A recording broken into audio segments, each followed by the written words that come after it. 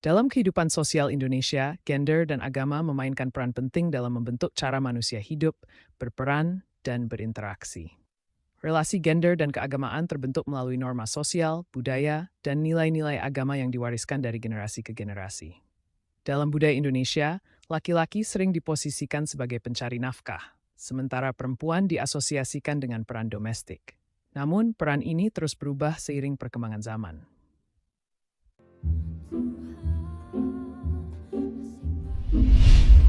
Beda sama zaman dulu, rasanya saat ini perempuan dan laki-laki udah nggak terasa lagi kesenjangannya. Semuanya rasanya baik-baik aja. Kayaknya semua punya kesempatan yang sama dan setara.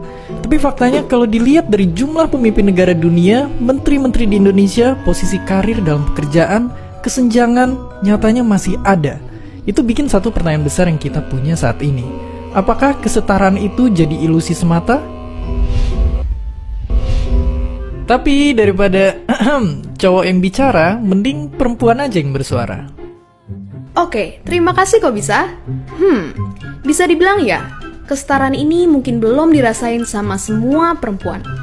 Kita setara, tapi belum merata. Itu ditunjukin sama penelitian yang bilang Indonesia ada di posisi 85 dari 149 negara soal kesenjangan gender.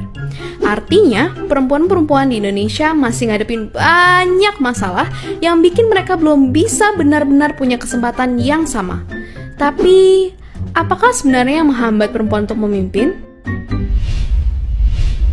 Masalah besar bisa jadi tentang pernikahan anak yang faktanya 15% anak perempuan di Indonesia menikah di umur kurang dari 18 tahun. Selain itu aja bahaya untuk kesehatan, itu bikin lingkaran kemiskinan semakin gede karena mereka kehilangan hak buat sekolah, bikin kekuatan ekonomi jadi lemah, sampai nantinya terjebak dalam siklus yang sama dan akhirnya nggak bisa lepas dari kemiskinan yang menjerat sejak lama. Itu tentu aja harus dihentikan. Kabar baiknya, pemerintah lagi merancang peraturan yang naikin batas minimal perempuan buat menikah. Oke, tapi kalaupun lepas dari isu tadi, masalah rumit lainnya banyak perempuan hadapi. Dari catcalling di jalanan, kekerasan dalam rumah tangga, sampai pemikiran tradisional yang nempatin perempuan dalam kotak pekerjaan domestik rumah tangga. Cita-cita jadi pemimpin dunia terhalang oleh api dalam tungku yang harus dijaga agar tetap menyala. Meski tentu aja jadi ibu rumah tangga sama mulianya, nyatanya ini bikin perempuan harus milih antara karir atau keluarga, yang bikin persaingan pun jadi nggak setara. Di sisi lain, lingkungan pekerjaan ngebentuk laki-laki menjadi lebih superior dalam karir. Padahal penelitian nunjukin adanya hubungan erat antara kesejahteraan perempuan dengan tingkat ekonomi suatu negara. Semakin sejahtera kaum hawa, semakin maju ekonomi negaranya. Semua masalah itu nunjukin jalan terjal buat perempuan untuk jadi seorang pemimpin. Pada akhirnya, kita mesti sama-sama melawan. Ada banyak panutan yang berhasil nunjukin kalau perempuan bisa dan mampu memimpin dan jadi pahlawan. Kesempatan pendidikan yang terbuka kayak sekarang juga mesti dimanfaatin buat munculin pemimpin-pemimpin perempuan baru di masa depan.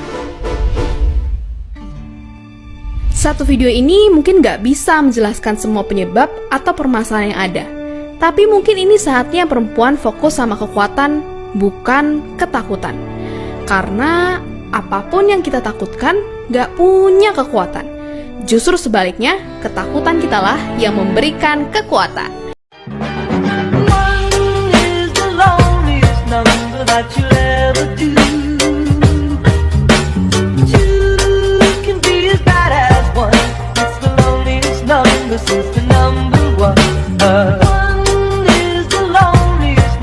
That you'll ever do.